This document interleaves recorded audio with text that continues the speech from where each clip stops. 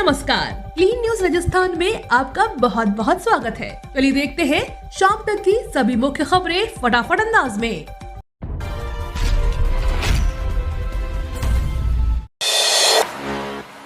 राजस्थान के education department में transfer हो सकता है और आसान, महिला आयोग ने दिया ये सुझाव। राजस्थान में मुख्यमंत्री अशोक गहलोत की सरकार में शिक्षा विभाग में मंत्रालय द्वारा नई स्थानांतरण नीति का खाका तैयार कर लिया गया है। इसमें खास तौर से राजस्थान के स्कूली शिक्षा का वातावरण अच्छा बनाने पर ध्यान दिया गया है। शिक्षा कर्मियों की प्रतिवर्ष तबादले के भय की मानसिकता को दूर करने के लिए अब बनाई जा रही नई स्थानांतरण नीति का राज्य महिला आयोग ने स्वागत किया है। महिला आयोग अध्यक्ष रेहाना रियाज चिश्ती ने इस नीति को पारदर्शी बनाने, सभी को समानता का अधिकार देने और विशेष रूप से महिला शिक्षा कर्मियों के हितों की सुरक्षा और परेशानी को लेकर शिक्षा मंत्री बीडी कल्ला को सुझाव दिए थे।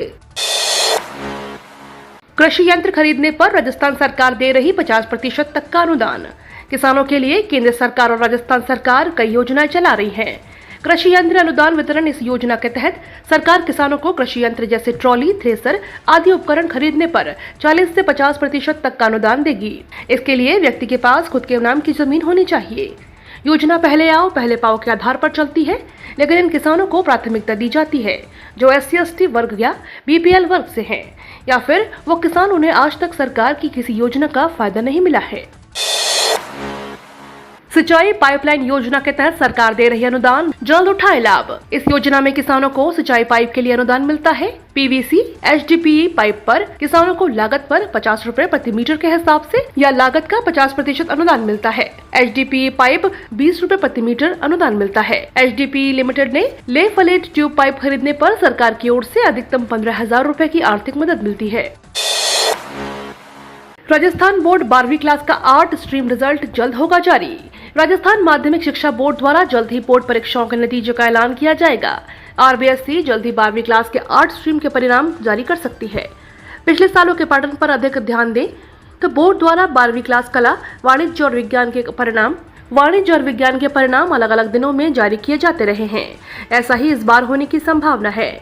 RBSC के परिणाम की घोषणा शिक्षा मंत्री बीडी कल्ला एक प्रेस कॉन्फ्रेंस के दौरान करेंगे।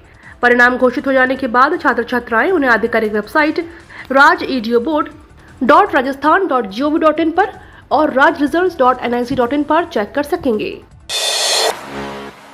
अब बीकानेर तक चलेगी प्रयागराज जयपुर एक्सप्रेस, सीकर चूरू रतनगढ़ होंगे कनेक्ट। रेल यात्रियों के लिए एक अच्छी खबर है, अब बीकानेर पहुंचना काफी आसान होने वाला है। अब प्रयागराज से सफर करने वाले यात्रियों को जयपुर से गाड़ी बदलने की जरूरत नहीं होगी। दरअसल रेलवे ने प्रयागराज जयपुर एक्सप्रेस को बीकानेर तक चलाने का फैसला किया है। नॉर्दर्न वेस्टर्न रेलवे ने अपने एक ट्वीट में जानकारी देते हुए बताया कि यह ट्रेन सप्ताह में 4 दिन चलेगी। गाड़ी सीकर चूरू रतनगढ़ वाया होकर गुजरेगी। ठीक इसी तरह हफ्ते में 3 दिन वाया सीकर झुंझुनू लोहारू चूरू रतनगढ़ के रास्ते चलेगी। रेलवे ने यह ट्रेन बुधवार से शुरू कर दी है। स्वास्थ्य सेवाओं में राजस्थान का बड़ा कदम, हेल्थ अकाउंट्स के जरिए अब मरीजों के खर्च पर होगी निगरानी। राजस्थान हेल्थ अकाउंट्स को संस्थागत करने का प्रयास करने वाला पहला राज्य होगा। इस विषय पर बुधवार को विश्व स्वास्थ्य संगठन द्वारा राज्य सचिवालय स्थित सभागार में एक ऑपरेंटिस का आयोजन किया गया, जहां बताया गया है कि स्टेट हेल्थ अकाउंट्स के माध्यम से स्वास्थ्य व्यय की नियमित निगरानी और ट्रैकिंग की जा सकती है और यह साक्ष्य आधारित नीति निर्माण में महत्वपूर्ण उपकरण के रूप में कार्य करते हैं। प्रमुख शासन सचिव वित्त अखिल अरोड़ा ने हेल्थ अकाउंट्स बनाए जाने और उनके उपयोग का समर्थन करते हुए कहा कि इससे हेल्थ सेक्टर पर व्यय होने वाली राशि और उसके प्रभाव का आकलन करना सहज होगा। इससे जो डेटा या तथ्य उपलब्ध होंगे उनका प्रयोग भविष्य में बेहतर नीति निर्माण के लिए हो सकेगा। डायबिटीज रोगों के लिए राहत की खबर, राजस्थान में हुआ नया प्रयोग। राजस्थान ने अब एक और नया प्रयोग किया है। इसके डायबिटीज के रोगियों को बड़ी राहत मिलेगी। प्रदेश में पहली बार मरीजों को आर्टिफिशियल पैनक्रियाज इक्विपमेंट लगा है। इक्विपमेंट लगाने के बाद लोगों को इंसुलिन कम ज्यादा होने पर और इसे इंजेक्ट करने से छुटकारा मिला है। पिछले 17 दिन में 16 लोगों को यह इक्विपमेंट लगाए गए हैं। कंटिन्यूअस ग्लूकोज मॉनिटरिंग और इंसुलिन पंप के बीच कनेक्टिविटी करने का यह संभव हुआ है। 3 जुलाई को होगी राजस्थान PTET 2022 की परीक्षा। राजस्थान में PTET 2022 परीक्षा के लिए 1580 परीक्षा केंद्र बनाए गए हैं। करीब 1400 बीएड कॉलेजों में 2 वर्षीय बीएड पाठ्यक्रम और 4 वर्षीय BSc बीएड और BA बीएड पाठ्यक्रम में प्रवेश के लिए प्री टीचर एजुकेशन टेस्ट यानी कि PTET 2022 का आयोजन 3 जुलाई को जिला मुख्यालय पर किया जाएगा। परीक्षा सुबह 11:30 बजे से दोपहर 2:30 बजे तक चलेगी। गत वर्ष की तुलना में इस बार करीब 700 परीक्षा केंद्र कम है। पिछले साल कोरोना के कारण सोशल डिस्टेंसिंग के चलते अधिक परीक्षा केंद्र बनाए गए थे।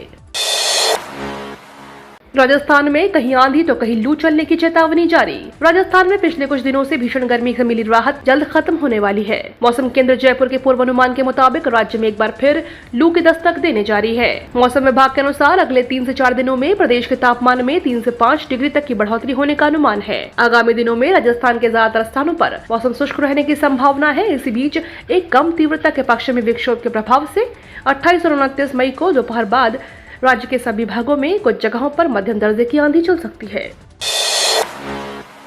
उदयपुर में होगा वर्ल्ड म्यूजिक फेस्टिवल का आयोजन। देश विदेश से आएंगे कलाकार। पर्यटन हब कहे जाने वाली झीलों की नगरी उदयपुर में वर्ल्ड म्यूजिक फेस्टिवल होने जा रहा है। यानी झीलों की नगरी 3 दिन तक संगीतमय होगी और यहाँ आने वाले पर्यटक इसका लुत्फ उठा सकेंगे। खास बात यह है कि इसमें देश ही नहीं विदेश से भी कलाकार आएंगे। लेक सिटी में कोरोना काल के 1 साल बाद यह छठा Vedanta Udaipur world music festival होने जा रहा है। फेस्टिवल का आयोजन 16 से 18 सितम्बर तक होगा।